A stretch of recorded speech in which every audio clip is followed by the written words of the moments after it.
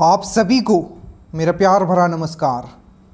और अगर आप इस वीडियो तक पहुंच गए हो और ड्रीम डोज के जो सीरीज़ है जो स्टार्ट किया गया, अगर आप उसे फॉलो कर रहे हो, आप इस बार वर्दी लगा रहे हो। क्यों ऐसा मैं कह रहा हूँ? क्योंकि आपने बोलते ना चूज़ करना होता है कि आप पढ़ना क्या चाहते हो। तो अगर आपने ड्रीम डोज को चूज़ किया है तो मैं आपको इंश्योर करता हूं कि आपका जो वर्दी है वो आपको चूज़ करेगा। ऐसा मैं क्यों कह रहा हूं? क्योंकि हर एक वीडियो में कहीं आप 8 वीडियो देखते होगे, 8 से 10 घंटे का वीडियो, वो एक वीडियो में मैं आपको यहाँ कंटेंट दे रहा हूँ। अगेन स्टार्ट करता हूँ, मैं फिर से कहता हूँ, अगर आपने ये सीरीज़ फॉलो कर लिया, आप इजीली इस एग्ज़ाम को निकालोगे। 70 क्वेश्चंस एटलीस्ट आप करेक्ट करके आओगे। स्टार्ट करते हैं। और जो पीडीएफ आप लोग कर रहे हो, ठीक है, 10 तारीख तक रुक जाइए। एक बार मैं इसे और अपडेट कर दूं, उसके बाद आपको बता दिया जाएगा पीडीएफ आपको कैसे लेना है। बट ये सीरीज़ आप ज़रूर फॉलो करते रहें, क्योंकि वीडियो ही है जो आपके दिमाग में चीज़ों को सेटल कर देगा। टारगेट है कि आपको 70+ क्वेश्चंस आपको करेक्ट करवाना है। नीचे 2 फोल्डर बना हुआ है, एक है बिहार पुलिस का आपका प्रीवियस ईयर एनालिसिस जो अभी देख रहे हो, जिसका 9वां वीडियो देख रहे हो, और एक है बिहार पुलिस क्लास, और एक है बिहार पुलिस करंट अफेयर्स। ये तीनों अगर फोल्डर को आपको कर लेते हो, और प्लस आपका मैथ्स का जो 10 क्वेश्चंस आएगा उसका हमने निकाल दिया है। थोड़ा हमें समय चाहिए, कोशिश है कि एग्जाम से पहले ये मैथ्स के जितने भी कंसेप्ट पे आए हैं वो आपको करवा दिया जाए, ठीक है। अगर आप इतना कर लेते हो, मैं आपको रिमाइंड करता हूँ, आप सिलेक्शन ले रहे हो और वर्दी आप पे चढ़ रहा है। 1 शॉट वीडियो देख लेना, ठीक है, जो आपका पॉलिटी का डला है, 10 से 12 क्वेश्चन उससे आएंगे। बिहार स्पेशल देख लेना, जो भी वीडियो डले हैं देख लेना, आपका 70+ क्वेश्चंस कंफर्म है। अब स्टार्ट करते हैं। अब जो भी मैं यहाँ बताऊँगा प्लीज़ आप उसको एकदम केयरफुली सुनिएगा, शांतिपूर्वक आप बैठिए, ठीक है, एकदम शांतिपूर्वक बैठ जाइएगा। बस चीज़ों को देखिएगा कि सर कहाँ से क्या क्या क्वेश्चंस कनेक्ट कर रहे हैं। जिस तरीके से क्वेश्चंस पूछे गए हम हर एक चीज़ आपके सामने रख दिए, और इसके लिए कितना मेहनत किया गया है आप देख ही रहे हो। चलिए, तो हमने कल 370 क्वेश्चंस हमने कंप्लीट कर लिया था, और मैं आपको फिर से रिमाइंड करता हूं, अब जो होगा क्वेश्चंस आपका रिपीट होने लगा। जैसे ही 500 तक पहुंचेंगे वही क्वेश्चंस, वही टॉपिक आपको फिर से दिखने लगेगा। तो 500 अगर हमने एनालिसिस कर लिया तो आप ये समझो आपका 70 क्वेश्चंस कन्फर्म। देखिए, यहाँ पूछा गया कि किसी पदार्थ मतलब आपका सब्सटेंस हो गया, मैटर हो गया, ठीक है, किसी पदार्थ के प्रति इकाई आयतन के द्रव्यमान को क्या कहते हैं, ठीक है। क्या पूछा गया है? किसी पदार्थ के प्रति इकाई आयतन के द्रव्यमान, ठीक है, आयतन और द्रव्यमान का बात कर रहा है। तो आयतन होता है वॉल्यूम और द्रव्यमान होता है आपका, जैसे बोलते हैं ना द्रव्यमान, मास, ठीक है, मास बोलते हैं, तो मास, ठीक है। तो इसको हम लोग बोलते हैं आपका डेंसिटी। डेंसिटी जो होता है आपको याद रखना है, ठीक है। डेंसिटी जो होता है आपने पढ़ा होगा, डेंसिटी इक्वल टू होता है आपका मास बाय वॉल्यूम। क्या होता है? डेंसिटी इक्वल टू होता है आपका मास बाय वॉल्यूम। तो यहाँ से आपको क्या याद रखना है? जो डेंसिटी होता है, जो घनत्व होता है, उसका फॉर्मूला क्या होता है? तो मास बाय वॉल्यूम। मास मतलब द्रव्यमान और वॉल्यूम मतलब होता है आपका आयतन। इसका अगर यूनिट पूछेगा तो क्या बोलोगे? केजी मीटर क्यूब, या आप बोलोगे आपका केजी से आप यहाँ ग्राम भी कर सकते हो, ग्राम सेंटीमीटर क्यूब, याद रखना। अब कुछ क्वेश्चन याद हो गए। क्वेश्चन पूछा जाता है जो आइस जो होता है, आइस, ठीक है, आइस जो फ्लोट होता है पानी के ऊपर, ऐसा क्यों होता है? तो आइस का जो घनत्व होता है, जो डेंसिटी होता है, वो कम होता है कंपेयर टू आपका वाटर। पहला क्वेश्चन। दूसरा एक क्वेश्चन पूछा जाता है कि जो आपका जो वाटर का जो घनत्व होता है, जो डेंसिटी होता है, वो मैक्सिमम कब होता है? ये भी क्वेश्चन पूछा गया है। तो जब आपका 4 डिग्री सेल्सियस पूछा जाता है, कौन से टेम्परेचर पे वाटर का जो डेंसिटी होता है वो मैक्सिमम होता है? तो आप बोलोगे 4 डिग्री सेल्सियस, और फ़ारेनहाइट बोलेगा तो 39.2। जो क्वेश्चन आए हुए हैं उसको मैं कंबाइन कर दे रहा हूँ, ठीक है। और याद रखिएगा, ये भी क्वेश्चन आपको पूछा जाता है कि जो डेंसिटी का कितना होता है, जो 4 डिग्री सेल्सियस पे जो सबसे ज़्यादा डेंसिटी होता है वाटर का, और कितना होता है? तो 1000 kg पर मीटर क्यूब, या 1 ग्राम पर सेंटीमीटर क्यूब। याद रखना, ये आपको कुछ इंपॉर्टेंट क्वेश्चन जो आपके बने हुए हैं आपको याद रखिएगा, ठीक है। उसके बाद निम्नलिखित में से किस राज्य की कर्क रेखा नहीं गुजरती है? ये सब चीज़ हमने बहुत अच्छे से आपको ज्योग्राफी में करवा रखा है, ठीक है। अगर पॉसिबल हुआ तो एक बार फिर से हम 1 शॉर्ट ज्योग्राफी कर लेंगे, ठीक है। आपको बट करवाया हुआ है सब, ठीक है। तो आपको पता है कि टोटल 8 स्टेट से गुजरता है, ठीक है। सबसे पहले याद रखना, आपको एक क्वेश्चन पूछा जाएगा कि कौन सा ऐसा 2, ठीक है, उत्तर पूर्वी राज्य में से गुजरता है। तो एक है आपका त्रिपुरा और दूसरा है आपका मिजोरम। एक है आपका त्रिपुरा और दूसरा है आपका मिजोरम। टोटल कितने स्टेट से गुजरता है? 8 स्टेट, गुजरात, राजस्थान, मध्य प्रदेश, छत्तीसगढ़, झारखंड, वेस्ट बंगाल, त्रिपुरा और मिजोरम। टोटल 8 स्टेट आपने यहाँ समझा। साथ ही साथ आपको ये भी याद रखना है, जो टॉपिक ऑफ कैंसर है कर्क रेखा है, ठीक है। कर्क रेखा जो है, ठीक है, ये जो कर्क रेखा है, ठीक है, ये जो कर्क रेखा है इसका लेटीट्यूड डिग्री कितना है, कितना इसका अक्षांशीय रेखा है। तो याद रखना 23.5 डिग्री नॉर्थ लेटीट्यूड। ये क्या है? ये आपका ट्रॉपिक ऑफ कैंसर है जो भारत को 2 भागों में बांटता है। क्वेश्चन ये भी पूछा जाता है कि कौन सा ऐसा ट्रॉपिक ऑफ कैंसर का आपका लेटीट्यूड डिग्री बताइए, ठीक है, अक्षांशीय रेखा बताइए जो भारत को 2 भागों में बांटता है। तो 23.5 डिग्री नॉर्थ लेटीट्यूड आपको याद रखना है, जो कि 8 राज्य से होकर गुजरता है। और एक क्वेश्चन और पूछा जाता है, जो ट्रॉपिक ऑफ कैंसर है, ठीक है, ऐसा कौन सा रिवर है, ठीक है, जो ट्रॉपिक ऑफ कैंसर को, ठीक है, 2 बार काटता है। तो जो आपका माही रिवर, ये पूछा गया है, ठीक है, कि ट्रॉपिक ऑफ कैंसर में आपको क्वेश्चंस अभी मुझे याद भी है कि क्वेश्चन पूछा गया था कि which river cross twice tropic of cancer, ठीक है। तो आपको इसका आंसर बताना है माही रिवर, जैसे कि हमने बताया, ठीक है। कौन सा? माही रिवर। माही रिवर जो है वो ट्रॉपिक ऑफ कैंसर को 2 बार क्रॉस करती है, ये भी चीज़ आपको याद रखना है। एक यहीं से क्वेश्चन आपको और पूछा जाता है, जो भारतीय मानक समय है उसका लेटीट्यूड डिग्री कितना है, मतलब उसमें क्या होगा? लॉन्गिट्यूड होगा। क्या होगा? लॉन्गिट्यूड होगा। ये जो ट्रॉपिक ऑफ कैंसर क्या है? लेटीट्यूड, अक्षांशीय रेखा। और जो मानक समय क्या होगा? वो होगा देशांतर रेखा, मतलब लॉन्गिट्यूड, ठीक है। ये चीज़ आपको समझ के रखना है, इसमें कंफ्यूज मत करना। अगर मान लो कि ये भारत है, तो अगर मैं ट्रॉपिक ऑफ कैंसर ड्रॉ करूँ तो ये ऐसे जाएगा भारत से, और अगर आपका मैं मानक समय ड्रॉ करूँ, इंडियन स्टैंडर्ड टाइम ड्रॉ करूँ, तो ये ऐसे जाएगा। तो ये अक्षांशीय रेखा होगा, ये देशांतर रेखा होगा, ध्यान से, ठीक है। तो अगर मैं बोलूँ कि कितना जो इंडियन स्टैंडर्ड टाइम है, जो भारतीय मानक समय है का, उसका लॉन्गिट्यूड लाइन कितना है? तो 82.5 degree, 82.5 degree east, 82.5 degree east, 82.5 degree east. ये कितने राज्यों से होकर गुजरता है? तो याद रखिएगा 5 राज्य से। सबसे पहले आपका पता है, आपका जो उत्तर प्रदेश का जो नैनी है वहाँ से पास होता है। तो उत्तर प्रदेश, मध्य प्रदेश, छत्तीसगढ़, उड़ीसा और आंध्र प्रदेश। तो अच्छे से याद रखना ये दोनों पॉइंट, ट्रॉपिक ऑफ कैंसर और इंडियन स्टैंडर्ड टाइम। ये है 23.5 डिग्री नॉर्थ लेटीट्यूड, और ये है आपका 82.30 डिग्री ईस्ट। और याद रखिएगा जो GMT है, ग्रीनविच टाइम, जो कि आपका कहाँ से पास होता है? तो वो जो पास होता है आपका लंदन से पास होता है, GMT। उससे कितना आगे हम लोग? तो 5.5 घंटा हम लोग आगे है। ये चीज़ आपको याद रखना है, ठीक है। और 1 डिग्री में कितना होता है? तो 4 मिनट होता है। ये भी चीज़ आपको याद रखना है, ठीक है। चलिए, उसके बाद पो 12 होना, ठीक है। मुहावरे का अर्थ क्या है? तो अत्यधिक लाभ होना। पो 12 मतलब होना, मतलब अत्यधिक लाभ होना। ये चीज़ आपको याद रखना है। पो 12 होना, अत्यधिक लाभ होना, ये चीज़ आपको याद रखना है, ठीक है। चलिए, अब यहाँ देखिए, पो 12 होना मुहावरे का अर्थ है अत्यधिक लाभ होना। तो मुहावरा पढ़ लोगे, ठीक है। माँ शब्द का तत्सम क्या होगा? माँ क्या है? तो माँ जो होता है ऐसे वर्ड जो आपका, ठीक है, तत्सम तद्भव आपने पढ़ा होगा, तो इसको हम कभी बता देंगे। देखो हिंदी ना, आप 5 से 7 टॉपिक है, ठीक है, बहुत सारे यूट्यूब पे ऐसे चैनल हैं जो शॉर्ट में पढ़ाए हुए हैं। तो हिंदी एटलीस्ट आप कर लो। बाकी अगर इंग्लिश में मुझे पता है कोई पढ़ाएगा नहीं, ठीक है। तो अगर मुझे पॉसिबल हुआ तो मैं आपको कम से कम, अभी कोई प्रॉमिस नहीं है, ठीक है, प्रीपोजिशन एंड कंजंक्शन हम करके देंगे, क्योंकि 2 उससे ज़्यादा क्वेश्चंस पूछे गए। चलिए, भारत के नए, इंग्लिश और हिंदी को अगर मैं हटा भी देता हूँ तो जितना आपको दिया जा रहा है उतना अगर आप कर लेते हो तो आपका 70+ है, क्योंकि हिंदी और इंग्लिश ऐसा नहीं है कि सब आप गलत करके आ जाओगे, और नेगेटिव मार्किंग है नहीं, ठीक है। तो भारत के नए कैबिनेट जनजातीय मंत्री, इसको मैं करंट में कवर कर लूँगा, जितने भी कैबिनेट मिनिस्टर हैं, ठीक है। आप करंट वाला वीडियो जरूर देख लीजिएगा, ठीक है। जैसे कि बिहार से भी, ठीक है, बहुत सारे ऐसे हैं जिनको कैबिनेट में रखा गया है, तो वो सब देखिए। तो भारत के नए कैबिनेट मिनिस्टर जनजातीय मंत्री कौन है? तो जुएल ओरांव।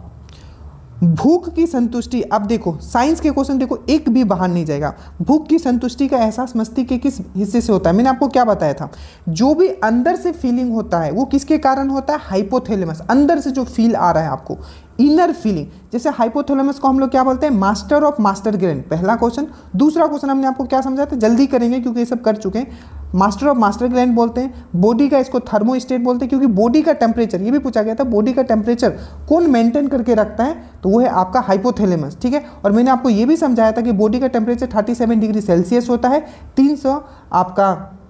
310 केल्विन होता है, या 98.6 फ़ारेनहाइट होता है, ठीक है।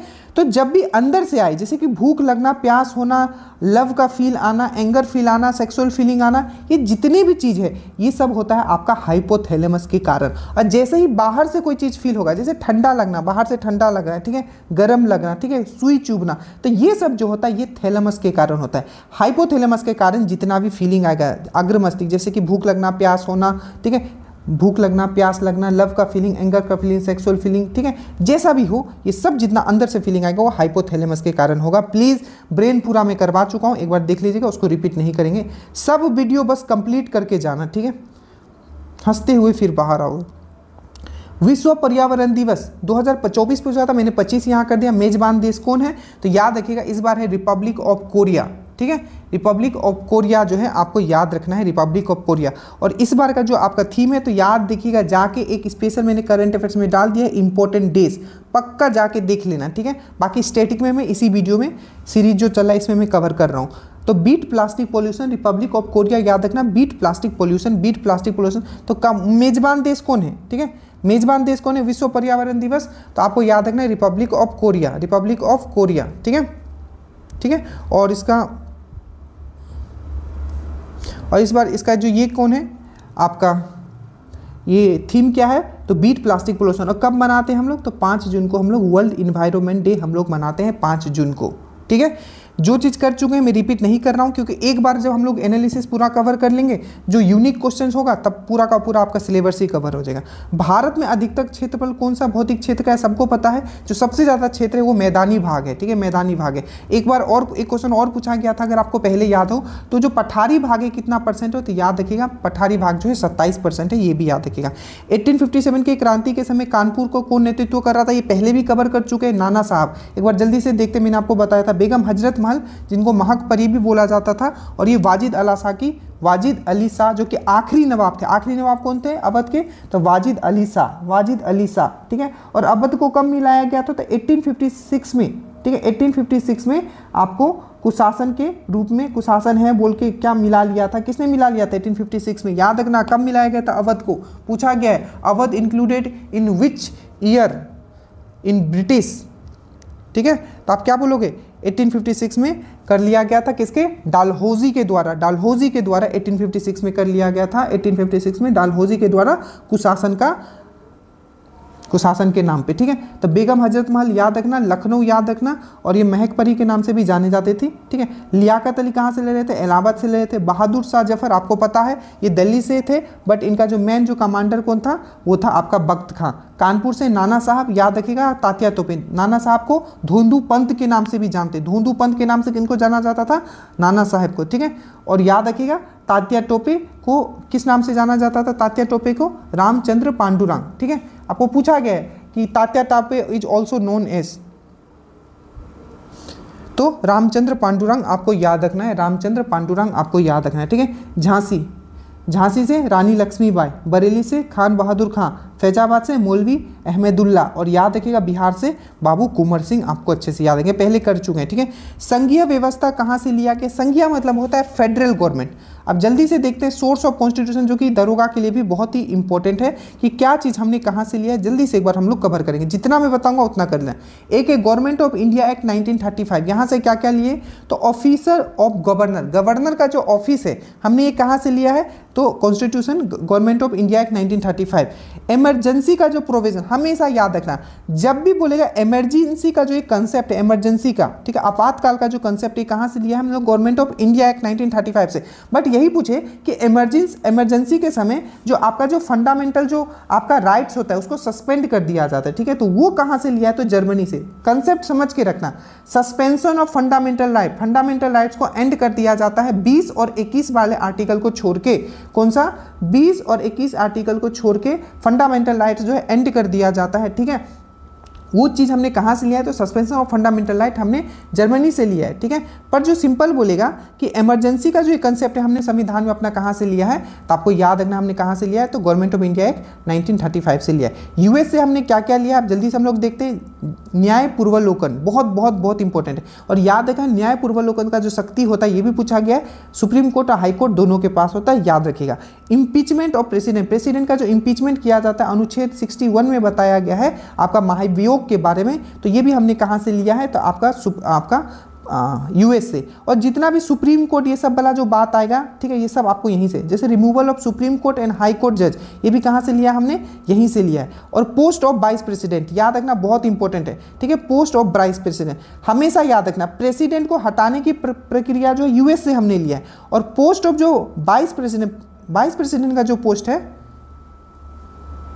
वो भी हमने यूएसए से लिया है, ये चीज आपको याद रखना है। कनाडा से याद रखना फेडरल गवर्नमेंट, हमेशा याद रखना जिस चीज में सेंटर को ज्यादा पावरफुल दिखाया गया वो कनाडा से हम लोग ने लिया है, जैसे आपका फेडरल, ठीक है, हमने यहाँ क्वेश्चन आपका था ना, यही क्वेश्चन था आपका, यहाँ देखो कि यहाँ देखो, ठीक है, संघीय व्यवस्था, ठीक है, फेडरल गवर्नमेंट संघीय, ठीक है, तो फेडरल गवर्नमेंट, ठीक है, क्या बोला गया कि फेडरल गवर्नमेंट होगा जिसमें सेंटर स्ट्रांग होगा। ध्यान से कनाडा में ये बताया गया जो भी जहां आपको संघ को ज़्यादा पावर दिया गया वो सब कनाडा से लिए, जैसे कि फेडरल गवर्नमेंट होगा जिसमें कि सेंटर जो संघ जो होगा वो बहुत ही स्ट्रांग होगा, कहाँ से लिया गया, कनाडा से। उसके बाद जो गवर्नर जो होगा गवर्नर का ऑफिस तो हमने 1935 के एक्ट से लिया है, पर गवर्नर जो होगा अपॉइंट किया जाएगा सेंटर के द्वारा, ये कहाँ से लिया है, कनाडा से। जो भी अवशिष्ट शक्तियाँ होगी जो कि संघ सूची में भी नहीं होगा, राज्य सूची में भी नहीं होगा, तो अवशिष्ट शक्तियाँ भी किसके पास होगा, तो संघ के पास होगा। ये तीनों कंसेप्ट जो हमने लिया है कनाडा से लिया। ऑस्ट्रेलिया से याद रखिएगा कॉन्करेंट लिस्ट हमने लिया है। और प्रियम्बल का जो लैंग्वेज है, ठीक है, प्रियम्बल का जो लैंग्वेज है हमने वो कहाँ से लिया है, तो याद रखिएगा ये हमने कहाँ से लिया है, तो ये ऑस्ट्रेलिया से लिया है, ठीक है, कहाँ से, ऑस्ट्रेलिया से लिया है, ठीक है, याद रखना ये सब। चलिए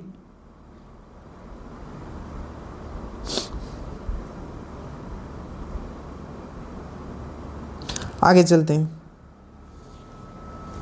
उसके बाद है आपका जापान, हमेशा याद रखना जापान से स्टेबलाइज्ड बाय लो कानून का रूल होगा। देखो अभी इसमें दोनों में बहुत कंफ्यूज आपको करवाते हैं। देखिए रूल ऑफ लॉ मतलब रूल ऑफ लॉ जो हमने लिया है कानून का लॉ होगा, ठीक है, रूल ऑफ लॉ का रूल ऑफ लॉ, तो ये हमने कहाँ से लिया है, ये हमने यूके से लिया है। बट बोला जाएगा कि स्टेबलाइज्ड बाय लॉ, ठीक है, प्रोसीजर स्टेबलाइज्ड बाय लॉ, तो जापान से लिया हमने, ठीक है, ये चीज़ याद है। अब आइए हम लोग यूके का देखते हैं। सबसे पहले जो हमारा जो पार्लियामेंट्री फॉर्म ऑफ गवर्नमेंट है, मतलब संसदीय जो प्रणाली हमने कहाँ से लिया है, तो यूके से लिया है। और द्वय सदमक है, दो सदन है, तो द्वय सदमक जो प्रणाली ये हमने कहाँ से लिया है, बाई कैमरल हमने कहाँ से लिया है, यूके से लिया है। एकल नागरिकता हमने कहाँ से लिया है, आपका यूके से लिया है। उसके बाद आपका ये देखोगे कि rule of law, procedure stabilized by law, Japan से, रूल ऑफ लॉ जो हमने कहाँ से लिया, यूके से लिया। आयरलैंड से बहुत बहुत बहुत इंपॉर्टेंट डीपीएसपी, ठीक है, राज्य के नीति निर्देशक तत्व तो हमने कहाँ से लिया है, आयरलैंड से लिया है। अब ये हमेशा याद रखना, अगर बोलेगा कि राज्यसभा में जो नॉमिनेट होके आते हैं, जैसे प्रेसिडेंट क्या करते हैं, नॉमिनेट करते हैं, आपने देखा होगा 12 को नॉमिनेट करते, तो जो राज्यसभा में जो लोग नॉमिनेट होके आते हैं, ये कंसेप्ट हमने कहाँ से लिया है, तो आयरलैंड से। और यही दरोगा का मेन से पूछ लिया था कि जो इलेक्शन के थ्रू आते हैं, कि इलेक्शन मेंबर ऑफ राज्यसभा, ठीक है, राज्यसभा में जो इलेक्ट होके आते हैं, तो इलेक्शन जो होता है राज्यसभा का मेंबरों का, ठीक है, ये वाला कंसेप्ट हमने कहाँ से लिया है, तो साउथ अफ्रीका से। और नॉमिनेशन वाला आपका आयरलैंड से। Method of election of president, देखो प्रेसिडेंट का हटाने का प्रक्रिया हमने कहाँ से लिया था, आपका यूएस से लिया था। और उसका जो है आपका इलेक्शन का जो मेथड है हमने आयरलैंड से लिया है। फ्रांस से हमने क्या लिया है, फ्रांस क्रांति से हमें क्या मिला है, समानता, ठीक है, बंधुता और एकता, लिबर्टी, इक्वलिटी एंड फ्रेटर्निटी हमने यहाँ से लिया। साउथ अफ्रीका से election of member of Rajya Sabha के लिया है। और अमेंडमेंट, याद रखना अमेंडमेंट कौन से अनुच्छेद में है, तो 368 में है, ठीक है, पार्ट कौन सा है, तो 20वां पार्ट है, कहाँ से लिए हैं, साउथ अफ्रीका से लिए। तो अमेंडमेंट का जो प्रोसीजर है, संशोधन का जो प्रोसीजर है, हमने वो लिया। और इलेक्शन जर्मनी से मैंने आपको बता दिया, ये कर देता है, सस्पेंशन ऑफ फंडामेंटल राइट को सस्पेंड कर दिया जाता है आपका इमरजेंसी के थ्रू। और यूएसएसआर, ठीक है, जिसको हम लोग आज रसिया के नाम से जानते हैं, फंडामेंटल ड्यूटीज पहले नहीं था, आपको पता है, ठीक है, पहले नहीं था। 42वां संविधान संशोधन में ये लाया गया, ठीक है, सोरेन सिंह कमेटी के रिकमेंडेशन पे, किसके, सोरेन सिंह कमेटी के रिकमेंडेशन में, जो कि पार्ट 4A में लाया गया है, पार्ट 4A में लाया गया है, ये चीज़ आपको याद रखना है, ठीक है। और आर्टिकल नंबर 51A, तो फंडामेंटल ड्यूटीज हो गया। और आइडियाज़ ऑफ जस्टिस, ये भी आपको आइडियाज़ ऑफ जस्टिस जो लिया गया है, जैसे कि इन द प्रीएम्बल, ठीक है। प्रीएम्बल में जो सोशल इकोनॉमिक एंड, देखो ध्यान से, जो प्रीएम्बल जो है हमारा, उसमें सोशल इकोनॉमिक और पॉलिटिकल का जो जस्टिस का जो बात किया गया है, वो हमने प्रीएम्बल में कहाँ से लिया, यहीं से लिया, ठीक है। बस इसको इतना कर लेना, इससे ज़्यादा आपको कुछ नहीं करना है। यहाँ से क्वेश्चन आएगा, आप इजीली एक क्वेश्चन आप करेक्ट करके आ जाओगे, ठीक है। तो कनाडा से हमने क्या क्या लिया, अभी फिर से रिपीट करो एक बार। सबसे पहले तो संघीय व्यवस्था, जिसमें कि सेंटर जो होगा स्ट्रांग होगा, ठीक है। अपॉइंटमेंट ऑफ गवर्नर, ठीक है, गवर्नर का जो अपॉइंट किया जाएगा वो सेंटर करेगा, ये भी हमने कहाँ से लिया, कनाडा से लिया है, ठीक है। बिहार की शो किसको कहा जाता है, सब आप रिपीट होने लगे, ठीक है, क्वेश्चन सब रिपीट होगा, तो जल्दी से बोलो। सबसे बिहार का शो किसे कहा जाता है, कोसी को कहा जाता है। कोसी कहाँ से निकलता है, तो आपका जो सप्तकोसी, ठीक है, जो नेपाल का जो आपका गोसाईनाथ पर्वत है, वहाँ से ये निकलता है, ठीक है। और अगेन याद रखिए, क्वेश्चन और पूछा गया था, जो ये जो गंगा में कहाँ मिलता है, तो कुर्सेला, कुर्सेला कटिहार में मिलता है। और पथ बदलने के लिए सबसे ज़्यादा फेमस कौन सा नदी है, तो वो भी कोसी है, ठीक है। ये सब कर चुके हैं। बिहार के उत्तर में किस प्रकार की मृदा पाई जाती है, तो ये जलोढ़। देखो बिहार का अगर मैप में ड्रॉ करता हूँ, ठीक है, अगर ऐसे इस तरीके से मैं ड्रॉ कर लेता हूँ, ठीक है, तो देखो यहाँ याद रखना, ये जो है आपका चंपारण वाला जो एरिया है, ठीक है, स्पेशली पश्चिमी चंपारण वाला जो एरिया है, यहाँ सोमेश्वर पहाड़ी मिलता है, याद रखना सोमेश्वर पहाड़ी। और सोमेश्वर पहाड़ी किसका भाग है, तो आपका आउटर हिमालय का, ठीक है, आउटर हिमालय, बाहरी हिमालय का भाग है, शिवालिक का भाग है, याद रखना, S for Shivalik, S for Someshwar. और यहाँ क्या है आपका, यहाँ क्या है, ये है आपका विंध्यांचल, विंध्या जो पर्वत है उसका भाग है। यहाँ क्या मिलता है, लाइमस्टोन मिलता है, आपका चूना पत्थर मिलता है, इसीलिए एरिया ये देखोगे आपका, देखोगे रोहतास में एक जगह भी है, ठीक है, डालमिया नगर, ये आपने पढ़ा होगा, रोहतास और कैमूर आपने यहाँ देखा होगा। तो रोहतास में क्या है आपका डालमिया नगर, जो कि सीमेंट के लिए फेमस है, लाइमस्टोन के लिए। तो ये विंध्या हो गया, ये सोमेश्वर हो गया। और फिर से यहाँ जो है आपका, ये क्या है आपका, गोंडवाना हो गया, ठीक है, गोंडवाना, ठीक है, गोंडवाना, ठीक है। और ये बाकी जो है आपका मैक्सिमम जो पार्ट है वो क्या है आपका, क्या है आपका, प्लेन एरिया है, जो गंगेटिक प्लेन है।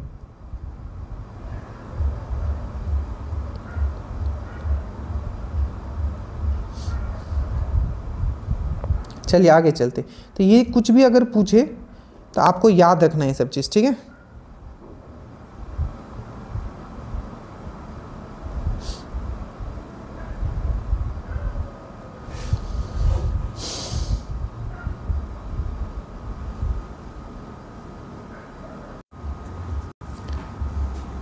आई थिंक यहाँ मैंने यही चीज़ मेरे दिमाग में घूम रहा था, ये आपका गोंडवाना कैसे होगा, ये धरवार होगा, ठीक है।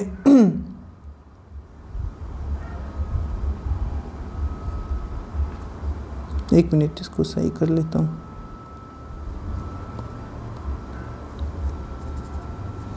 ठीक है, तो अगर मैं इस तरीके से बिहार को ड्रॉ करता हूँ, तो ये वाला जो पार्ट है, ये वाला जो पार्ट है, ये धरवार है, धारवाड़ या छोटा नागपुर का भी पार्ट यहाँ में लगा हुआ है, ठीक है। तो ये चीज़ आपको समझ में आया। ये हो गया सोमेश्वर पहाड़ी, ये हो गया विंध्या, ये हो गया धरवार, और मेनली जो बीच वाला पार्ट होता है ये आपका क्या है, मैदानी भाग है, ठीक है। चलिए, तो यहाँ हो गया आपका कि बिहार के उत्तर में किस प्रकार की मृदा मिलती है, तो जलोढ़ मिट्टी मिलती है, याद रखिए। और बिहार में सबसे ज़्यादा मृदा कौन सा मिलता है, तो जलोढ़ मिट्टी ही मिलता है, आपको ये चीज़ याद रखना है। 1972 में पाकिस्तान के साथ शिमला समझौता हुआ था, ठीक है। तो उसमें प्रधानमंत्री कौन थे, तो याद रखिएगा इंदिरा गांधी थे, ठीक है। और एक गांधी इरविन पैक्ट याद रखिए, गांधी और इरविन के बीच में एक समझौता हुआ था जो बार बार पूछा जाता है, वो कब हुआ था, 5 मार्च 1931, ठीक है। उसके बाद अंगूठन का अर्थ क्या है, घूंघट या पर्दा, याद रखिएगा। प्रच्छन्न शब्द का विलोम क्या है, प्रत्यक्ष, ठीक है। इनमें से कौन सा शब्द शुद्ध है, तो इसको स्पेलिंग आपको शुद्धिकरण आता है, ठीक है। तो यह अनुगृहित, ठीक है। अप्रमेय, ये सब वर्ड आपको अच्छे से पढ़ के जाना है, वन वर्ड सब्स्टिट्यूशन में आता है, जिसको इंग्लिश में बोलते हैं, ठीक है। अप्रमेय किस वाक्यांश के लिए शब्द है, जो प्रमाण से सिद्ध ना हो सके, ठीक है।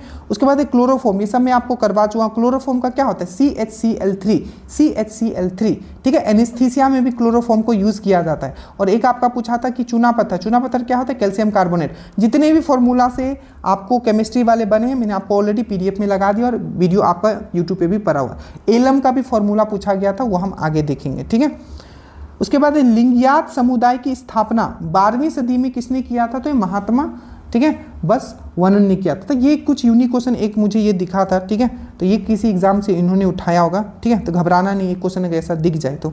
ध्वनि के बारे में मैंने पूरा पढ़ा दिया, मैंने बोला ना साइंस में मतलब छूटेगा ही नहीं, ध्वनि के बारे में मैंने आपको पूरा पढ़ा दिया। तो धनु जो होता है बेसिकली क्या होता है, अनुदैर्घ्य होता है, लॉन्गिट्यूडनल होता है, क्योंकि जब एयर में ये ट्रेवल करता है, ठीक है, जब ये एयर में ट्रेवल करता है चाहे लिक्विड में ट्रेवल करता है तो लॉन्गिट्यूडनल वेव में करता है, बट अगर ये सॉलिड में ट्रेवल करता है तो लॉन्गिट्यूडनल और आपका ट्रांसवर्स दोनों में करता है, याद रखना। मतलब अगर सॉलिड में ट्रेवल करेगा आपका क्या, ठोस में अगर ट्रेवल करेगा साउंड वेव तो अनुदैर्घ्य और अनुप्रास दोनों तरीके से करेगा, बट अगर ये लिक्विड और गैस में करेगा तो वो अनुदैर्घ्य आपका होगा, डेट मीन सिर्फ लॉन्गिट्यूडनल होगा। बाकी मैंने बहुत चीज़ से समझाया, ये क्या है, एक यांत्रिक तरंग है, डेट मीन से निर्वात में गमन नहीं कर पाएगा, याद रखिएगा। प्रेशर के साथ इसके ऊपर कोई इफेक्ट नहीं होता है, ठीक है, ये भी चीज़ आपको याद रखिएगा। आपका स्पीड ऑफ साउंड पे प्रेशर का कोई इफेक्ट नहीं होता है। बाकी साउंड से मैंने क्या क्या करवाया था आपको एक बार प्लीज़ आप इससे पहले वाले वीडियो देख लेना, करा दिया गया। देखिए उसके प्राकृतिक जो भी प्राकृतिक तत्व है, ठीक है, जो भी आपका जो नेचुरल जो एलिमेंट है, ठीक है, को संसाधन को कौन परिवर्तन करता है, सिंपल सी बात है, मानव ही तो करता है। मान लो पेड़ है, चारों तरफ आपका पेड़ है, पर उसको काट काट के क्या करना है, घर बना रहा है, तो क्या है, यही आपका परिवर्तन करना होगा।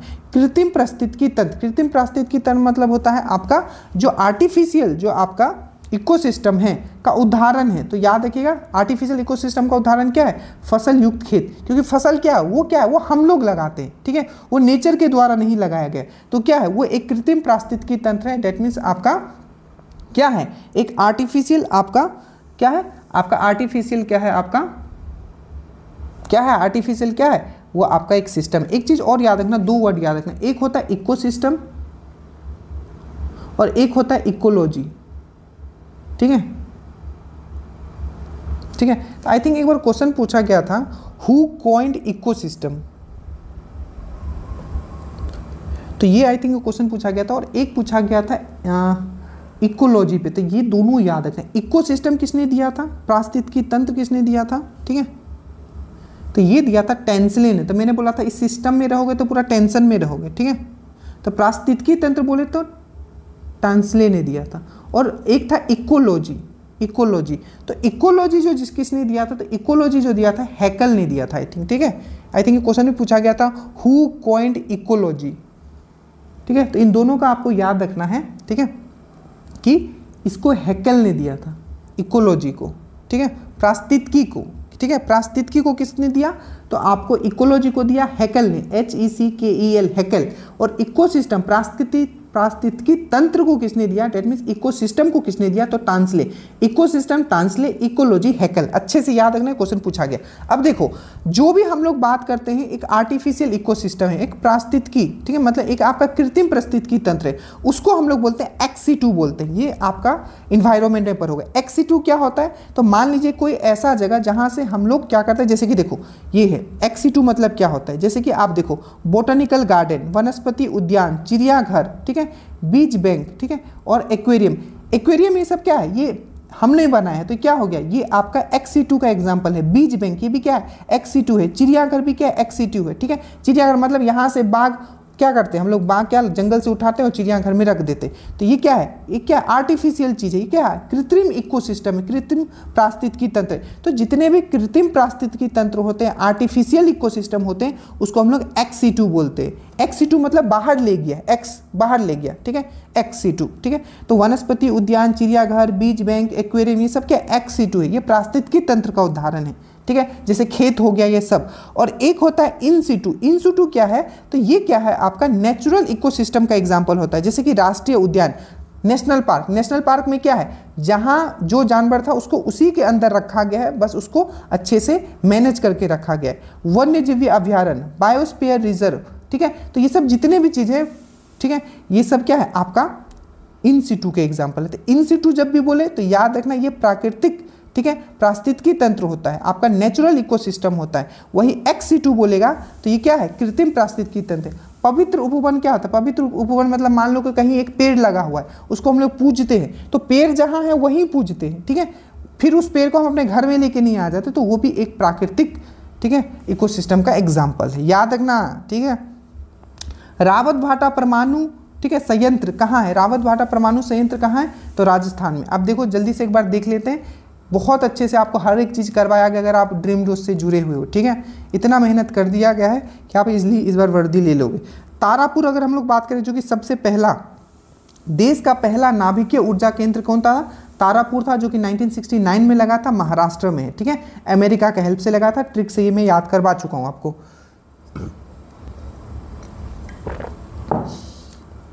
उसके बाद है कुंडमकुलम। कुंडमकुलम मैंने याद करवाया था, कहाँ है? तमिलनाडु में। रावत भाता, ठीक है, राजा का घर दावत हुआ था, रावत दावत, ठीक है, राजस्थान। नरोरा बुलंदशहर उत्तर प्रदेश। कैगा कर्नाटका में। ककरापारा गुजरात में। कलपक्कम तमिलनाडु में। और जैतपुर महाराष्ट्र में। ये सब चीज़ मैं आपको करवा चुका हूँ, एक बार जल्दी से आप यहाँ से रिवाइज कर लीजिए। कुछ पॉइंट और आपको याद रखना है, जैसे आपको पूछेगा एटॉमिक एनर्जी कमीशन, परमाणु ऊर्जा आयोग का स्थापना कब हुआ था? 1948 में। वही आपको बोलेगा department of atomic energy, that means यहाँ है आयोग बट यहाँ है डिपार्टमेंट। तो परमाणु ऊर्जा डिपार्टमेंट कब खोला गया? तो 1954 में। और जो ये आयोग बनाया गया था किसके द्वारा? होमी जहांगीर बाबा। इसीलिए याद रखिएगा, होमी जहांगीर बाबा ने आयोग बनाया था, इसलिए भारत में परमाणु ऊर्जा का जनक किसको माना जाता है? तो यही होमी जहांगीर बाबा को जाना जाता है, याद रखिएगा। उसके बाद इंदिरा गांधी परमाणु अनुसंधान केंद्र कहाँ है, जिसको हम लोग कलपक्कम भी बोलते हैं, तो यह तमिलनाडु है। बाबा परमाणु अनुसंधान के कहाँ है, जिसको हम लोग बार्क बोलते हैं, बाबा एटॉमिक रिसर्च सेंटर, जो कि मुंबई के ट्रॉम्बे में है। तो याद रखिएगा, इतना आपको यहाँ से पढ़ना है, ठीक है। उसके बाद है आपका इंदिरा गांधी नहर कहाँ से निकलती है? सबको पता है, हरिक्का बैरेज। हरिक्का बैरेज याद रखिएगा, भारत का सबसे लंबा नहर कौन सा है? तो वो यही है। हमने आपको एक और पढ़ाया था, त्रिवेणी नहर। तो त्रिवेणी नहर किस पे बना हुआ है? गंडक नदी पे बना हुआ है। बिहार में गंडक नदी पे त्रिवेणी नहर बना हुआ है, जो कि आपका कहाँ है? पश्चिमी चंपारण में है, ठीक है, याद रहेगा। इंद्रपुरी बैराज रोहतास में बना हुआ है, इंद्रपुरी बैराज, जो कि आपका सोन नदी पे बना हुआ है, वो भी चीज़ आपको याद रखना है, ठीक है। अब देखो, इंदिरा गांधी नहर क्या है? भारत का सबसे बड़ा नहर है, सबसे बड़ा कैनल है।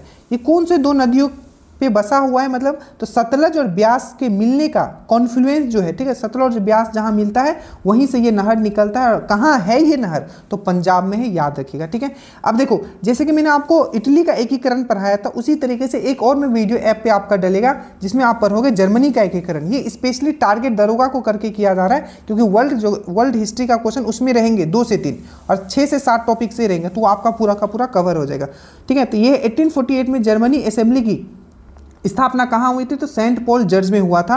तो ये 1848 का ये जो जर्मनी असेंबली है, इसको हम लोग फ्रैंकफर्ट नेशनल असेंबली भी कहते थे, ठीक है, जो कि कहाँ हुआ था? सेंट पॉल जर्ज में हुआ था। इसका बेहतरीन एक नोट दे दिया जाएगा, जैसे कि आपका फ्रेंच रिवॉल्यूशन, वर्ल्ड वॉर 1, ये सब का जो दिया गया है, रशियन रिवॉल्यूशन, उसी प्रकार से, ठीक है। महाराष्ट्र में कौन सा परमाणु संयंत्र है? देखिए, फ्रेंच रिवॉल्यूशन जो मैं बोल रहा हूँ, जैसे फ्रेंच रिवॉल्यूशन थे, इसी वीडियो ये जो सीरीज चलाया गया इसी में आपको कंप्लीट करवा दिया गया है। तो फिर आपका अगले वीडियो में देखा जाएगा कि आपका ये आपका जर्मनी वाला भी कंप्लीट करवा दिया जाएगा, ठीक है। महाराष्ट्र में कौन सा परमाणु संयंत्र है? जैतपुर और तारापुर, ये जैतपुर वाला पूछा था, मैंने अभी आपको करवा दिया, ठीक है, सब करवाते हुए चल रहा हूँ। बिहार में योग विद्यालय कहाँ बनेगा? ये मुंगेर में बनेगा, ठीक है, मुंगेर में, ठीक है, कहाँ बनेगा? मुंगेर में, गंगा नदी के किनारे बनेगा आपका बिहार में योग विद्यालय।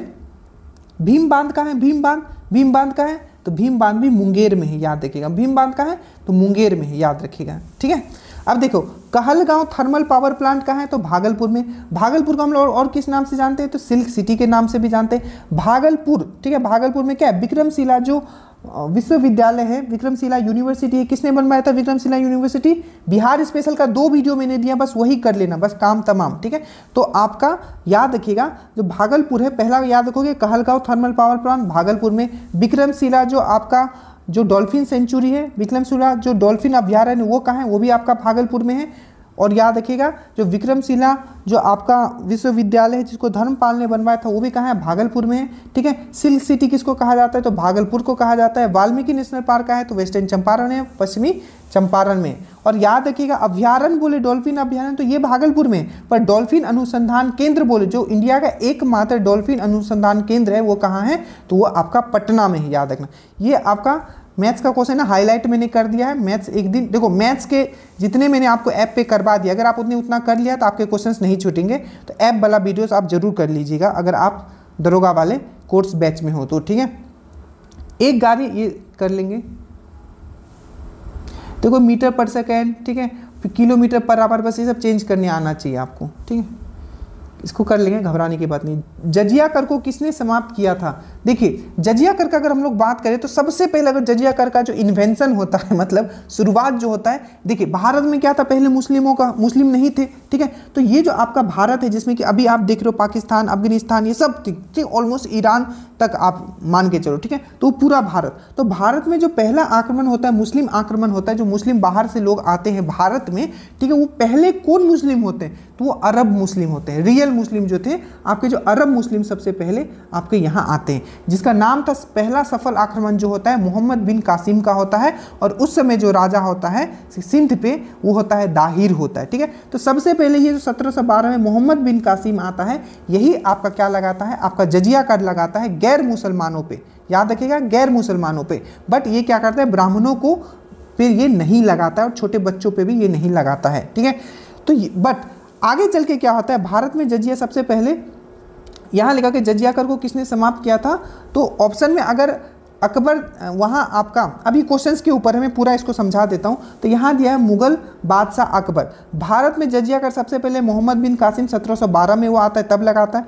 फिरोज शाह तुगलक, याद रखिएगा, पर मोहम्मद बिन कासिम ने आपका मुसलमान, ये जो आपका ब्राह्मणों पे नहीं लगाया था। तो एक क्वेश्चन पूछा था, कौन सा ऐसा मुस्लिम शासक था जिसने ब्राह्मणों पे भी, ठीक है, ब्राह्मणों पे भी क्या कर दिया था, आपका जजिया कर लगा दिया था? तो वो था आपका फिरोज शाह तुगलक। फिरोज शाह तुगलक से बहुत क्वेश्चन पूछे जाते हैं, ठीक है। माना जाता है कि सल्तनत काल का ये अकबर था, क्योंकि इसने क्या किया था, दान विभाग बनाया था, ठीक है, दान विभाग बनाया था। उसके बाद आपका जो स्लैब होते, ठीक है, स्लैब होते, तो स्लैब के लिए भी इन्होंने ये बनाया था, विभाग बनाया था, दीवाने बंदगान, दीवाने अस्ता, ठीक है। तो चलिए उसमें नहीं जाएंगे उतना। फिरोज शाह तुगलक ने आपको ब्राह्मणों पे भी लगाया था, याद रखिएगा, सल्तनत काल का इसको अकबर भी बोला जाता था, ठीक है, याद रखिएगा।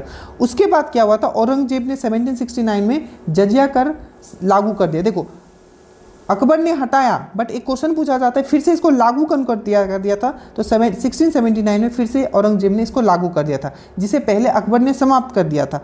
बट आखिरी रूप से जो जजिया कर कोई समाप्त करता है तो वो है मोहम्मद रंगीला, ठीक है, मोहम्मद शाह रंगीला। ये वही मोहम्मद शाह रंगीला है जिसने बैटल ऑफ करनाल, आपने सुना होगा, 1739 में क्या होता है, बैटल ऑफ करनाल, क्या होता है 1739 में क्या होता है, बैटल ऑफ करनाल होता है। किसके बीच में होता है? तो क्वेश्चन पूछा जाता है कि जो आपका नेपोलियन किसको बोला जाता है, ईरान का नेपोलियन किसको बोला जाता है? तो नादिर शाह को। तो नादिर शाह के साथ क्या होता है, 1739 में बैटल ऑफ आपका करनाल होता है। और याद रखिएगा, तख्त ए ताउस आपने सुना होगा, पीकॉक थ्रोन, ठीक है। तो पीकॉक थ्रोन, तख्त ए ताउस पे आखिरी जो राजा सुल्तान जो बैठा था, मुसलमान जो आपका जो मुस्लिम शासक बैठा था, वो कौन था आपका?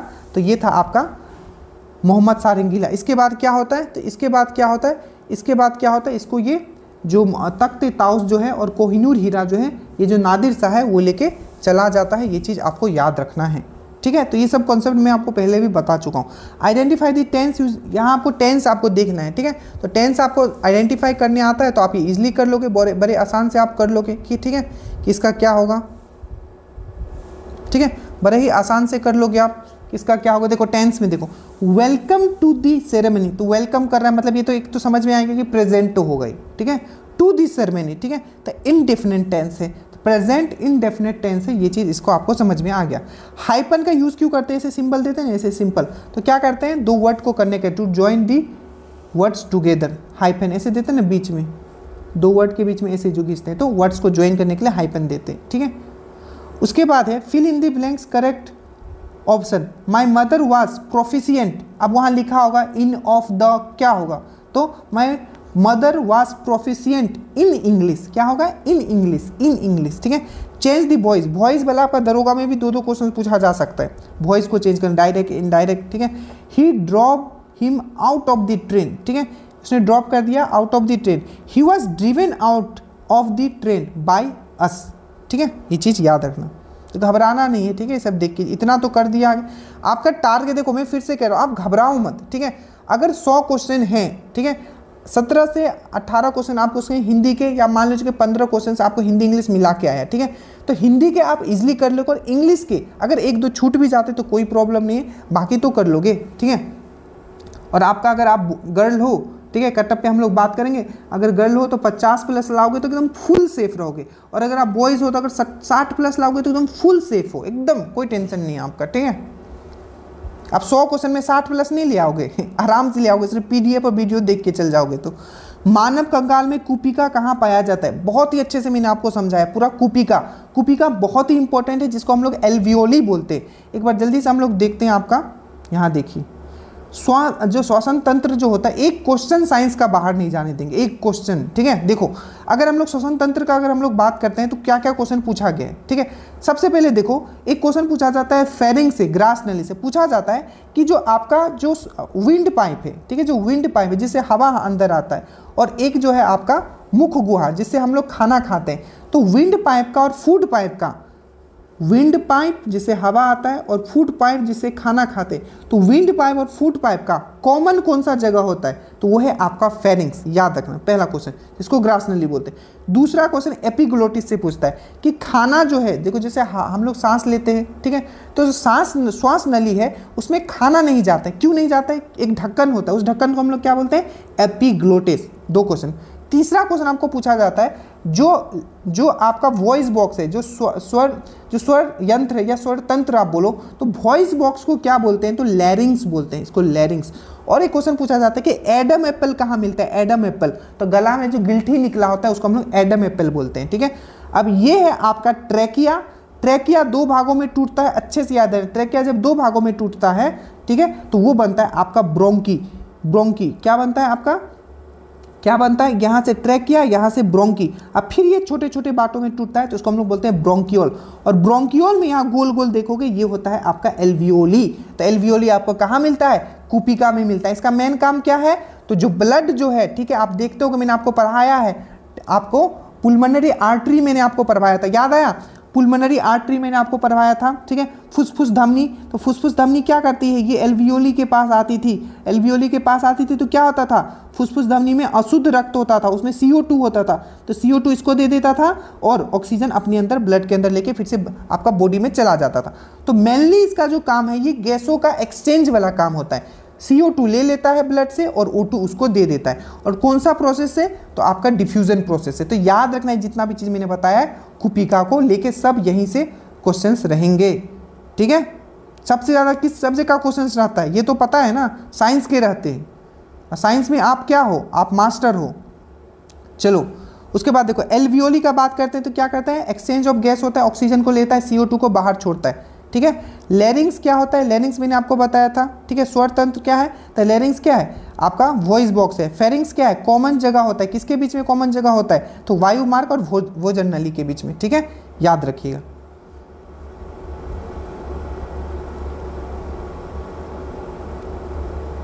उसके बाद देखिए बिहार के किस जिले के प्रहलाद कुमार ने तमिलनाडु में आयोजित खेलो इंडिया यूथ गेम में, ठीक है, अब ये क्या था 2024 का था, अब 2025 का बात करते। सबसे पहला खेलो इंडिया यूथ गेम जो 2025 में हुआ है वो कहाँ हुआ है, तो आपको याद रखना है वो जो हुआ है आपका खेलो इंडिया 2025 वो बिहार में हुआ है, पहला क्वेश्चन। दूसरा इसका जो मैस्कोट क्या था, तो गज सिम्हा। तीसरा टॉप स्टेट कौन रहा, महाराष्ट्र रहा। बिहार का रैंकिंग कितना रहा, 15 रहा। टोटल कितना मेडल बिहार ने जीता, तो 36 मेडल जीता, जिसमें कि 7 क्या था, गोल्ड था। अब 3 लोगों का नाम गोल्ड में, 3 लोगों का नाम कम से कम याद रखना। एक है आपका महिका कुमारी, क्या है आपका, एक है आपका महिका कुमारी जो कि थांगता याद है, मैंने आपको करवाया था, ठीक है, थांगता, ठीक है। थांगता क्या है याद करो एक बार जल्दी से, ठीक है, मैंने आपको पढ़ाया है थांगता। दूसरा है आपका खुशी यादव, ठीक है, क्या मैंने बताया, खुशी यादव।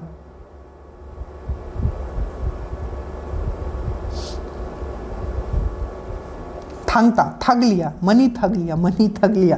तो ये क्या है, एक मार्शल आर्ट मैंने करवाया था ना, मणिपुर का एक डांस है मार्शल आर्ट, थग लिया मनी, ठीक है। तो थांगता एक क्या है आपका मार्शल आर्ट है, याद रखना, डांस है पर मार्शल आर्ट वाला डांस है। तो महिका कुमारी। उसके बाद खुशी यादव 200 मीटर, ठीक है, 200 metre 2000 metre I think race में इन्होंने जीता है, ठीक है, गोल्ड जीता है। उसके बाद है अलका सिंह, इन्होंने गोल्ड जीता है शॉर्ट फुट में। तो ये तीनों का नाम याद रखना, तीनों गर्ल है, महिका कुमारी, खुशी हो गया 2000 मीटर, ठीक है, अलका हो गए गोल्ड शॉर्ट फुट में, और ये हो गई महिका थांगता, ठीक है, याद रहेगा। आगे चले, अंतर्राष्ट्रीय सीमा शुल्क दिवस हम लोग कब मनाते हैं? क्या पूछा गया? अंतर्राष्ट्रीय सीमा शुल्क दिवस हम लोग कब मनाते हैं? पूरा का पूरा डेट मैं आपको करवा चुका हूं इससे पहले वाले वीडियो में, याद रखना 26 जनवरी को हम लोग अंतर्राष्ट्रीय शुल्क दिवस हम लोग मनाते हैं। उसके बाद है सारथी मोबाइल, ये ऐप वाला है, तो जब मैं आपको करंट वाला करवाऊंगा, जैसे कि हाथी ऐप किसने लॉन्च किया, ये 2024 वाला था, और ये आपका 2024 में अभी भी आपका लिखा हुआ है, जाके देख लेना, सब आपका पीडीएफ से आया हुआ है। जो करंट वाला पीडीएफ दिया गया था, ये वाला पीडीएफ कहाँ गया, ये वाला पीडीएफ, इसमें अभी भी सब लिखा हुआ है, 2024 का भी लिखा हुआ है इसमें, ठीक है। तो ये है आपका हाथी, ठीक है। उसके बाद है लोकपथ, हाथी ऐप किसने लॉन्च किया है, तो असम सरकार ने। लोकपथ ऐप किसने लॉन्च किया है, तो आपका मध्य प्रदेश सरकार ने। सचेत ऐप किसने लॉन्च किया था, तो डिजास्टर मैनेजमेंट अथॉरिटी ने किया था, ठीक है, आपदा प्रबंधन ने किया था, आपदा प्रबंधन अथॉरिटी ने किया था, आपको ये चीज़ याद रखना है, ठीक है। तो ये हम लोग करंट में भी कवर, विश्व जल दिवस मनाया जाता है, कवर कर चुके हैं विश्व जल दिवस 22 मार्च को, और इस बार का जो थीम है 2025 में, अगर ये वीडियो देख रहे हो तो प्रिजर्व ग्लेशियर, अगर आप जिस ईयर में देख रहे हो इस वीडियो को, क्योंकि फ्यूचर में भी काम आएगा, चाहे आप दरोगा देखो, बीएसएससी दोगे, क्योंकि क्वेश्चंस यही रहते, तो आप कमेंट करोगे आप जिस समय में देख रहे हो उस समय का क्या है इसका।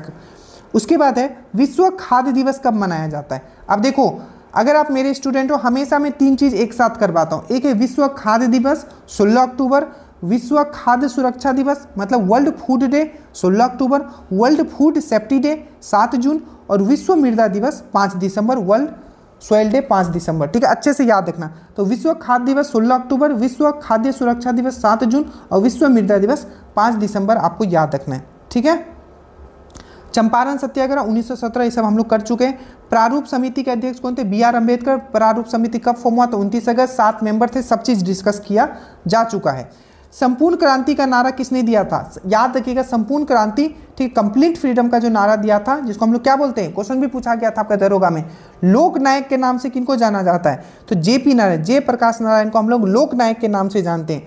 जन नायक के नाम से किनको जानते हैं, कर्पूरी ठाकुर को जानते हैं। और देश नायक के नाम से किसको जानते हैं, तो सुभाष चंद्र बोस को जानते हैं, ठीक है, किसको जानते हैं, सुभाष चंद्र बोस को हम लोग जानते हैं, ये चीज आपको याद रखना है, ठीक है।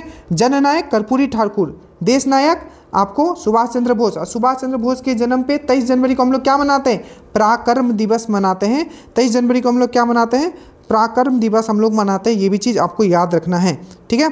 अब देखो, संपूर्ण क्रांति का नारा किसने दिया था, तो जेपी ने दिया था, पहला क्वेश्चन। दूसरा क्वेश्चन याद रखिएगा, इनका 2 बुक का नाम, जिसमें कि सबसे फेमस है वाई सोशलिज्म। वाई सोशलिज्म जो बुक लिखा गया है, किनके द्वारा लिखा गया है, तो आपको याद रखना है, वाई सोशलिज्म इनके ही द्वारा। और टूवर्ड्स टोटल रिवॉल्यूशन, ठीक है, संपूर्ण क्रांति वही है, उसका मतलब ये दोनों बुक आपको याद रखना इनका। एक क्वेश्चन पूछा जाता है कि जो आपको जेपी को किस आंदोलन में, ठीक है, पूरे भारत में एक बड़े नेता के रूप में देखा गया, तो याद रखिएगा जो भारत छोड़ो आंदोलन जो हुआ था उसमें इनको देखा गया था। एक क्वेश्चन भी पूछा गया था कि भारत छोड़ो आंदोलन के समय इनको कौन से जेल में रखा गया था, तो याद रखिएगा हजारीबाग जेल में। और बीपीएस में पूछा गया था किस दिन वहां से भाग के निकल गए थे, तो दिवाली के दिन वो भाग के निकल गए थे। याद रखिएगा क्वेश्चन पूछा गया कि दल रहित लोकतंत्र के समर्थक कौन थे, दल रहित, ठीक है, तो दल रहित लोकतंत्र के समर्थक कौन थे, तो आपको याद रखना है जेपी ही थे, ठीक है। अब यहाँ देखो, अल हिलाल पुस्तक की रचना किसने की है। अब जो मैं समझा रहा हूँ, देखो पुस्तक जितने भी हैं मैंने यहाँ बहुत अच्छे से आपके लिए अरेंज कर दिया है, एक बार हम लोग पुस्तक देख लेते हैं। देखिए जल्दी, जितने भी पत्रिका और पुस्तक जितने भी इंपॉर्टेंट है, क्योंकि 2 क्वेश्चंस आपके यहाँ से रहने की पूरा संभावना है। देखिए सबसे पहले हम लोग बात करते हैं, यहाँ जो मैं बोलते जाऊँ बस आप वो सुन लेना, आपको बस उतना ही कर लेना, बाकी पीडीएफ में आपका रहेगा, ठीक है। ऐसे सब इंपॉर्टेंट है, पर जो आपके लिए बहुत इंपॉर्टेंट है बस वो डील कर। अभ्युदय लीडर और हिंदुस्तान, मदन मोहन मालवीय। इंडिपेंडेंट, मोतीलाल नेहरू। कॉमरेड और हमदर्द, मोहम्मद अली, अच्छे से याद रखना। बंदी जीवन या द रिवोल्यूशनरी, आपका सचिंद्र नाथ सन्याल। अब ये बहुत बहुत बहुत इंपॉर्टेंट है। दैनिक, ठीक है, केसरी जो कि मराठी में आती थी, ठीक है, और मराठा जो कि अंग्रेजी में आती थी, और गीता रहस्य बुक, बी जहां लिखा हुआ है बुक है, तो केसरी मराठी में, आपका मराठा अंग्रेजी में, और गीत रहस्य बुक गंगाधर तिलक, ठीक है। उसके बाद Karmayogi, Yugantar, Vande Mataram, life divine, Savitri, essay on Gita, बहुत इंपॉर्टेंट है ये, Arvind Ghosh. Nation, Gopal Krishna Gokhale. Bengali and a nation in making, Bengali a nation in making, Surendra Nath Banerjee. उसके बाद ये बहुत बहुत बहुत इंपॉर्टेंट है आपका महात्मा गांधी से, young India, Harijan, Navjivan, Hind Swaraj, Indian opinion, ये सब क्या है, इनका पत्रिका है। और माई एक्सपेरिमेंट विथ ट्रूथ, ये क्या है, किताब है इनका। और गोखले माई पॉलिटिकल गुरु, ये भी क्या है, इनका किताब है। और एक पाथवे टू गॉड, ये भी क्या था, इनका किताब था। तो याद रखना, young India, Harijivan, young India, Harijan, Navjivan, Hind Swaraj, Indian opinion, my experiment with truth, Gokhale my political guru और पाथवे टू गॉड, ये सब महात्मा गांधी। ठीक है। संवाद कुमुदी बहुत बहुत बहुत इंपॉर्टेंट, मिरातुल अखबार बहुत बहुत बहुत इंपॉर्टेंट, और गिफ्ट टू मोनोथेसिस। तो ये संवाद कुमुदी और मिरातुल अखबार ये बंगाली में था और ये फारसी में था, ये पत्रिका है। ठीक है, याद रखिएगा। और गिफ्ट टू मोनोथेसिस जो कि पर्शियन में लिखा गया था, ये राजा राममोहन रॉय, याद रखना। सोम प्रकाश बहुत इंपॉर्टेंट है, सोम प्रकाश, ईश्वर चंद्र विद्यासागर। अमृत बाजार पत्रिका, याद रखिएगा, शिशिर कुमार घोष। ठीक है, ये वही पत्रिका था जो डर से क्या किया था, वेनिकुलर पेस एक्ट के डर से क्या किया था, बंगाली से इसने अंग्रेजी में ट्रांसलेट कर दिया था। ठीक है। एनी बेसेंट बहुत इंपॉर्टेंट है। कॉमनवेल्थ, याद रखना, कॉमनवेल्थ और न्यू इंडिया। यंग इंडिया बोलेगा तो महात्मा गांधी, और न्यू इंडिया बोलेगा तो एनी बेसेंट, याद रखना। ठीक है। उसके बाद है रस्त गफ्तूर, दरोगा में ऑलरेडी आ चुका है, गुजराती भाषा में आता था 1854, दादाभाई नारोजी, याद रखिएगा, दादाभाई नारोजी। इंडिया डिवाइडेड बहुत इंपॉर्टेंट है, डॉक्टर राजेंद्र प्रसाद। अब यहाँ याद रखो, लाला लाजपत राय से। Unhappy India, young India. अब देखो यहाँ यंग इंडिया बुक का बात किया जा रहा है, यंग इंडिया पत्रिका कौन, तो गांधी जी। तो unhappy India, young India, England देफ्ट to India, the political future of India, Lala Lajpat Rai. India wins freedom, गुब्बारे खातिर, और अल हिलाल या अल बिलाल, ये क्वेश्चन आपका पूछा गया था। तो अबुल कलाम आज़ाद, अल हिलाल या अल बिलाल, और इंडिया विंस फ्रीडम और गुब्बारे खातिर। Jawaharlal Nehru super important, discovery of India, glimpse. देखो कितनी, आप ये समझो कि जब ये लिखा गया होगा चुन चुन के लिखा गया है। ठीक है, और ये सेल्फ मेड ड्रीम डोज का नोट से आप समझ लो। Discovery of India, glimpse of world history, मेरी कहानी, bunch of letter and autobiography. फिर से discovery of India, glimpse of world history, ये दोनों बहुत इंपॉर्टेंट है। बंच ऑफ लेटर ये बहुत इंपॉर्टेंट है, एंड ऑटोबायोग्राफी जवाहरलाल नेहरू। ठीक है। India for Indians, Chittaranjan Das. War of Indian independence, V R. Savarkar. ठीक है। गीता, इन पे बहुत सारा मैंने आपको ऑलरेडी ट्रिक से करवा दिया, रविन्द्रनाथ टैगोर से। होम एंड दी वर्ल्ड और गीतांजलि। नील दर्पण, ये भी आपका बिहार पुलिस में पूछा गया है। दीन बंधु मित्र, याद रखना। और सोजे वतन, कर्म भूमि, शतरंज के खिलाड़ी, ये भी आपका बिहार पुलिस में पूछा गया है। यह आपका प्रेमचंद, आपको अच्छे से याद रखना है। ठीक है। कुछ बुक आपके यहाँ भी है, 2-3 जो आपको पढ़ना ही पढ़ना है, जैसे कि भारत भारती, मैथिली शरण गुप्ता, भारत भारती, मैथिली शरण गुप्ता। भारत दूरदर्शा, भरतेंदु हरिश्चंद्र। ठीक है। उसके बाद ये क्वेश्चन आई थिंक बीपीएससी में पूछा गया था, कांग्रेस का इतिहास, पटाभी सीतारामैया ने लिखा था। सत्यर्थ प्रकाश, जो कि हिंदी भाषा में लिखा गया था। ठीक है, बहुत इंपॉर्टेंट है। दयानंद सरस्वती। आनंद मठ और देवी चौधरानी, आपका यह है बंकिम चंद्र चट्टोपाध्याय। Indian struggle, Subhash Chandra Bose. और एक है बी.आर. अम्बेडकर के द्वारा शूद्रों की खोज। ठीक है। जाति भेद का उच्छेद, अछूत कौन और कैसे, वेटिंग फॉर वीज़ा, इनका ये किताब था, वेटिंग फॉर वीज़ा, याद रखिएगा, बुक था। और बहिष्कृत भारत। इतना आपको कम से कम दिमाग में लेके जाना है। जो मॉडर्न हिस्ट्री है, वो जो क्वेश्चंस आपके पूछते हैं वो यहीं से पूछते हैं। बुक हो गया, किताब हो गया, आपका कांग्रेस का सेशन हो गया, बहुत ही लिमिट, कोई डेट हो गया, उसी से पूछे, जैसे आपको पूछ लिया था ऊपर। ठीक है।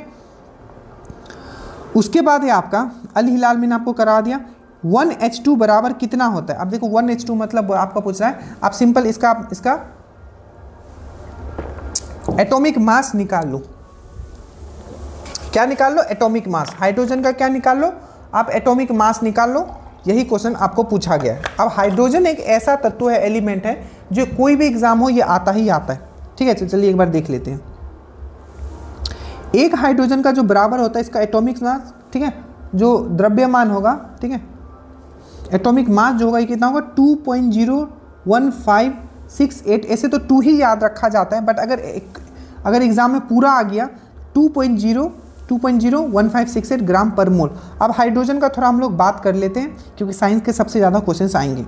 साइंस से ही आप सिलेक्शन ले जाओगे, अगर आप गर्ल्स हो तो थोड़ा और मेहनत करोगे आपका ऐसे ही हो जाएगा।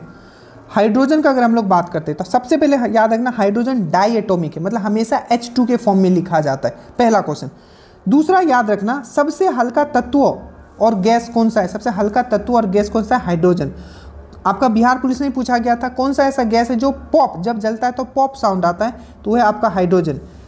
दूसरा, हाइड्रोजन को हम लोग बैलून में यूज नहीं करते, क्यों? क्योंकि अत्यधिक ज्वलनशील होता है। ये भी क्वेश्चन है।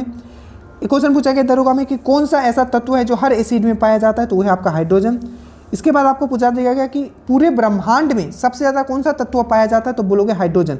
देखो ध्यान से, अगर पूछेगा कि सबसे ज़्यादा भूपर्पट्टी पे इंडिया बोल रहा हूँ, अर्थ के भूपर्पट्टी पे सबसे ज़्यादा कौन सा तत्व मिलता है, तो आप बोलोगे ऑक्सीजन। और पूछा जाएगा कि भूपर्पट्टी पे सबसे ज़्यादा एलिमेंट तत्व बोलेगा, तो आप बोलोगे ऑक्सीजन, O2, ठीक है। बट अगर पूछेगा सबसे ज़्यादा मेटल कौन सा मिलता है, तब बोलोगे एल्यूमिनियम। भूपर्पट्टी का मैं बात कर रहा हूँ, बट पूरे ब्रह्मांड में, ठीक है, पूरे ब्रह्मांड में सबसे ज़्यादा कौन सा तत्व मिलता है, तो है आपका हाइड्रोजन। और आपका जो सन है, तो सन में भी क्या मिलता है? हाइड्रोजन। हाइड्रोजन मिलकर क्या बनाते हैं? वहाँ फ्यूज़न होता है, संलयन होता है वहाँ, तभी तो आप एनर्जी देखते हो। तो एनर्जी का सोर्स क्या है आपका सन का? तो वो है नाभिकीय संलयन, आपका फ्यूज़न, ठीक है, न्यूक्लियर फ्यूज़न, जिसमें हाइड्रोजन मिलकर क्या बनते हैं? आपका हीलियम बनाते हैं। उसके बाद इसके 3 समस्थानिक है, 3 आइसोटॉप है, प्रोटियम, ड्यूट्रियम एंड ट्राइटियम। अब यहाँ से क्वेश्चन पूछा जाता है प्रोटियम, ड्यूट्रियम, ट्राइटियम, अच्छे से देख लो।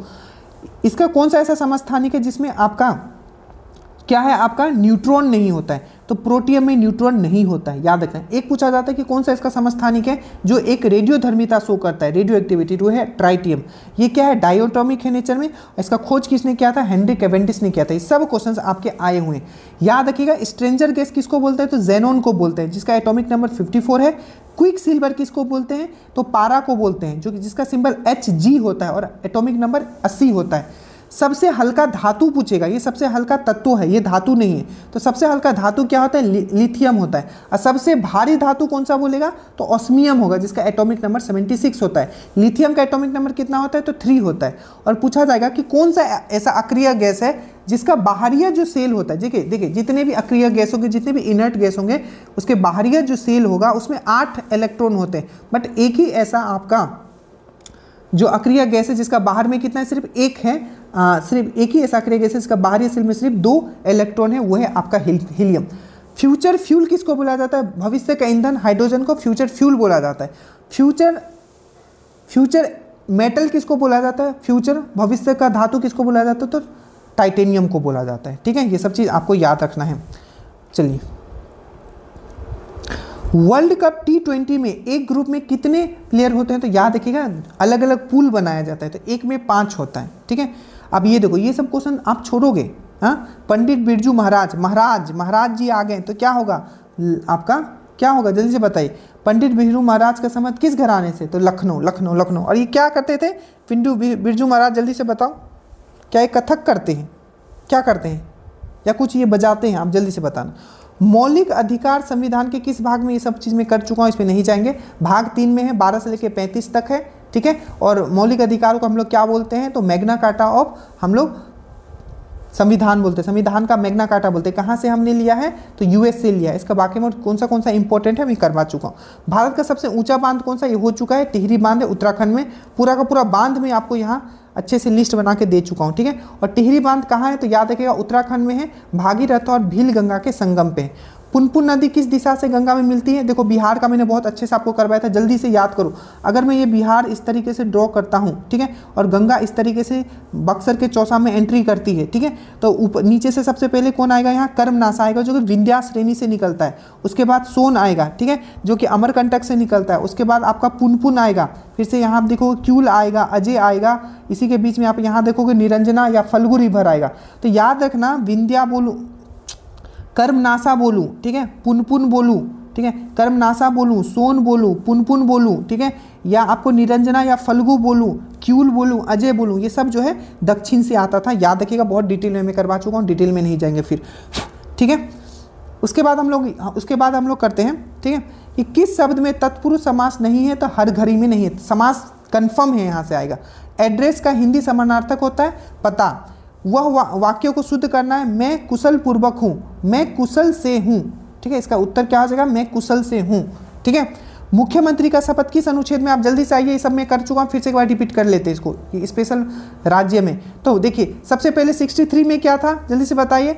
तो 63 में क्या है कि एक मंत्री परिषद होगा। क्वेश्चन आपको पूछा जाएगा किस अनुच्छेद में बताया गया कि एक मंत्री परिषद होगा जिसका हेड जो होगा सीएम होगा, जो कि आपका प्रेसिडेंट का हेल्प के लिए होगा। तो याद रखिएगा काउंसिल ऑफ मिनिस्टर, मंत्रीगण का बात किया गया 163 में। 164 में क्या बात किया गया है कि जो अपॉइंटमेंट किया जाएगा, किसका अपॉइंटमेंट किया जाएगा, आपका चीफ मिनिस्टर का, और चीफ मिनिस्टर का रिकमेंडेशन पे, ठीक है, बाकी मंत्रीगण का जो अपॉइंटमेंट किया जाएगा वो 164 में बताया गया है। और कौन अपॉइंट करेगा, गवर्नर करेगा। और ओथ जो है, ओथ स्पेशली ओथ का बात करें तो मुख्यमंत्री का ओथ 164 में बताया गया है, किसकी उपस्थिति में करेगा, राज्यपाल का।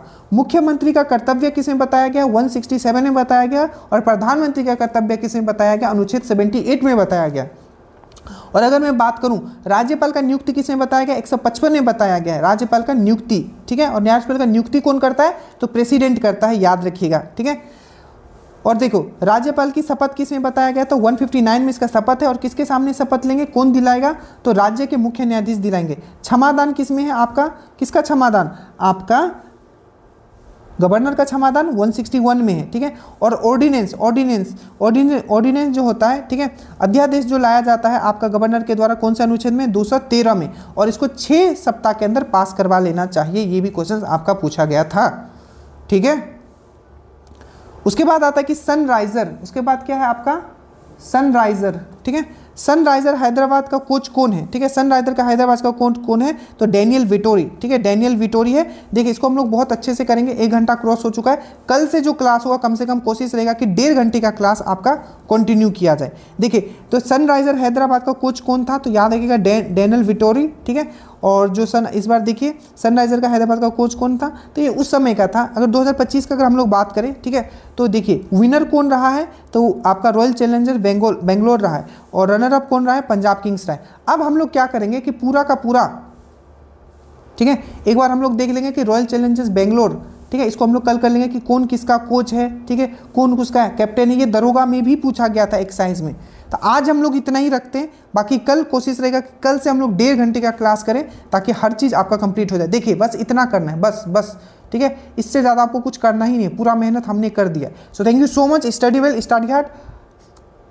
वीडियो 1 से लेके वीडियो 9 तक बस आप कंप्लीट कर लेना। थैंक यू सो मच, जय हिंद।